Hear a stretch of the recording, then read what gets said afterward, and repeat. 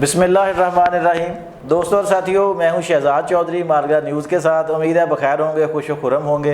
आप जानते हैं कि इस वक्त पीटीआई पर पाबंदी की खबर जो है वो हर तरफ डिस्कस हो रही है। हमसे भी सवालात किए जाते हैं कि क्या पाबंदी वाकई लग जाएगी, अगर पाबंदी लग गई तो इसके असरात क्या होंगे। और आज हम स्पेशल बात करेंगे फैसल वावड़ा साहब जो हैं उनके इस बयान पर कि बुलडोज़र फिरने वाला है। अगर बुलडोज़र फिरा तो सिर्फ पीटीआई को ख़तरा नहीं बल्कि नून लीग को भी, उनकी हुकूमत को भी बहुत बड़ा ख़तरा है।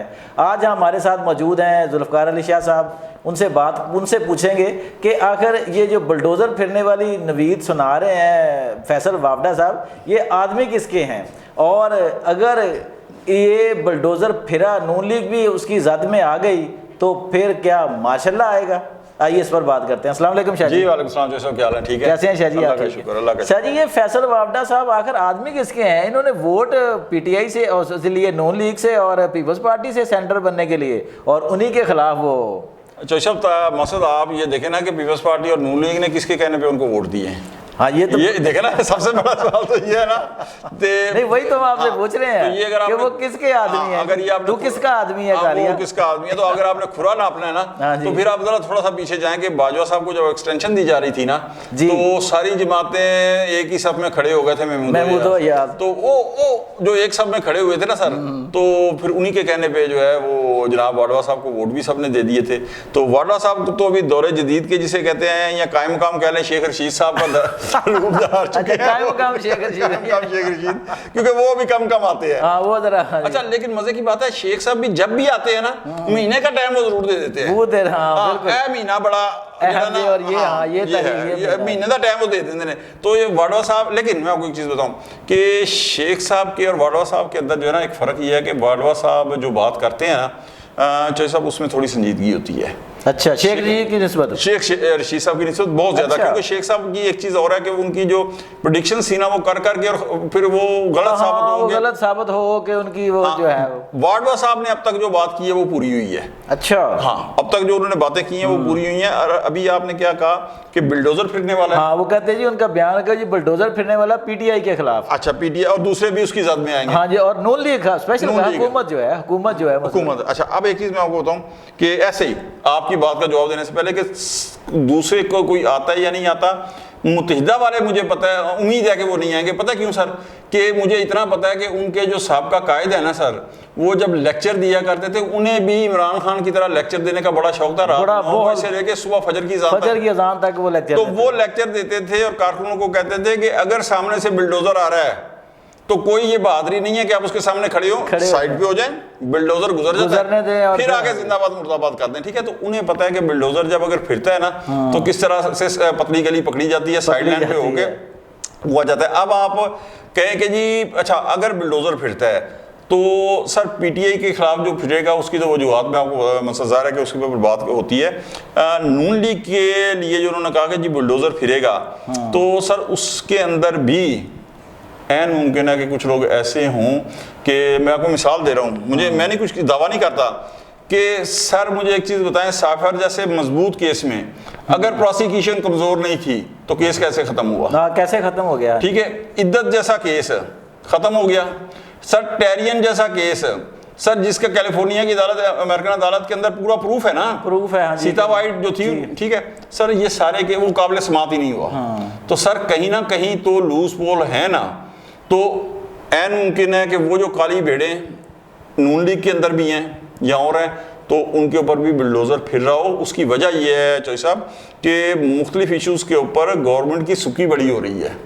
सुक्की जो हो रही है, फिर आप एक चीज़ और देखें कि गवर्नमेंट की कमज़ोर प्रोसिक्यूशन की वजह से, या जो मैं तो यही कहूँगा ना, और एक और चीज़ कि जब नैब तरामीम हुई थी ना तो याद है आपको काजी साहब के ऊपर वो एक जुडिशल कमीशन बना था जिसे सुप्रीम कोर्ट ने ख़त्म कर दिया था।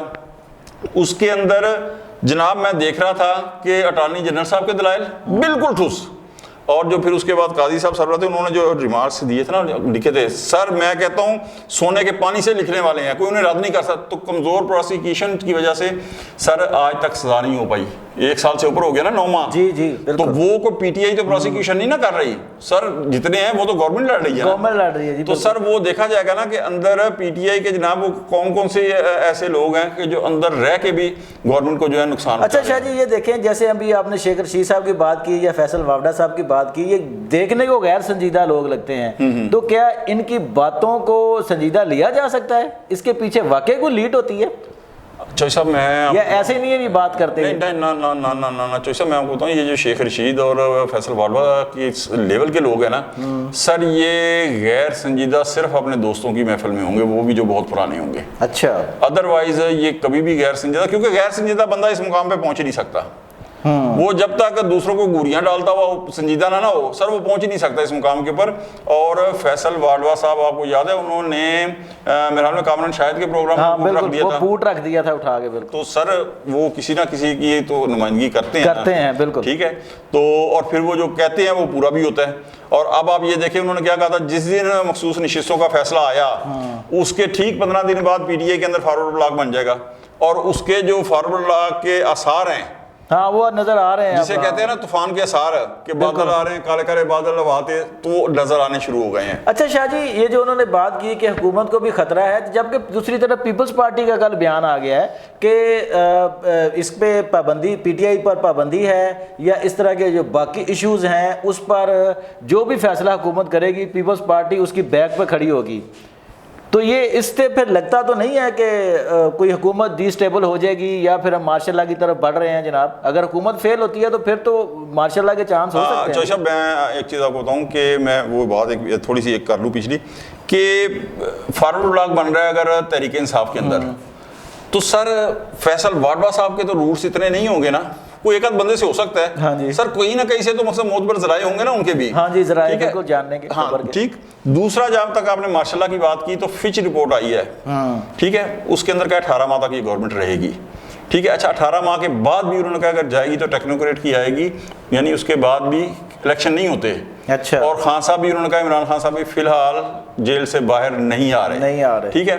तो बात ये आ जाती है कि अभी जो टारगेट है ना सर, स्टेब्लिशमेंट का भी, स्टेब्लिशमेंट का मैं इसलिए कह रहा हूं कि चाइना का दौरा, जहां जहां से आपको डॉलर आ रहे हैं उसके अंदर मौजूदा प्राइम मिनिस्टर से ज्यादा आर्मी चीफ था जी सर, वो तो इन्वॉल्व हमेशा से रहा है ना सर। बाजवा साहब भी ऐसे कर रहे थे, आसिम मुनीर अच्छा साहब नहीं, यहाँ एक मिनट बरसबीर तज़किरा एक बात आ गई है सर, जो गुज़श्ता दौरे हुकूमत था ना नवाज लीग का 90s के अंदर खुसूसन, तो सर सऊदी शाही खानदान के साथ शरीफ फैमिली के जाती मरासम थे, लेकिन उसके बाद जब उन्होंने देखा ना कि यार ये ताकत का मरकज नहीं है, नहीं है बिल्कुल, असल ताकत का मरकज तो दूसरा है, दूसरा है, अपने रवाबत इनसे करके उनसे हाँ जी हटा के उधर मुंतकिल कर लिए।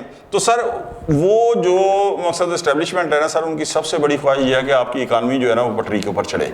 उसकी वजह बार बार हम कह रहे हैं कि बजट के अंदर जनाब 62% जो है वो तो कर्जों की अदायगी के ऊपर चला जाता है। तो बाकी सर आपको दिफा के लिए भी तो चाहिए ना जी। आप दिफा के लिए एक नहीं रखेंगे मखसूस रकम, आपका 10 गुना बड़ा दुश्मन आपको खा जाएगा। तो सर उसके लिए आपकी इकानमी को स्टेबल होना पड़ेगा, और उसके लिए जरूरी है मार्शल लॉ नहीं देख रहे आप? मैं फिलहाल मार्शल लॉ नहीं देख रहा। उसकी वजह यह है कि जब तक आपके पास खजाने के अंदर भी कुछ हो ना, हाँ बिल्कुल, उसकी वजह ये है, उसकी वजह जैसे मार्शल लॉ लगता है तो फिर आपको कुछ अरसे के लिए बैनुल-अक़वामी सैंक्शंस लग जाती हैं जी। और एक चीज और याद रखिएगा, आज मैं जो हमारे देखने वाले हैं ना, तो जैसा मैं उनके लिए कह रहा हूँ, अगर खुदा ना खासा मार्शल लॉ लगता है तो अनकरीब इस खित्ते के अंदर फिर कोई बहुत बड़ा जो बैनुल-अक़वामी इंटरनेशनल इवेंट है ना, जिस तरह अफगानिस्तान का था कि 79 के अंदर रशियन फौजें इंटर और 2001 के अंदर जो है वो 9/11 के बाद तो फिर कोई इस खित्ते के अंदर बैनुल-अक़वामी इवेंट होने जा रहा है, उसके बगैर मार्शल लॉ पाकिस्तान के अंदर आज तक नहीं लगा।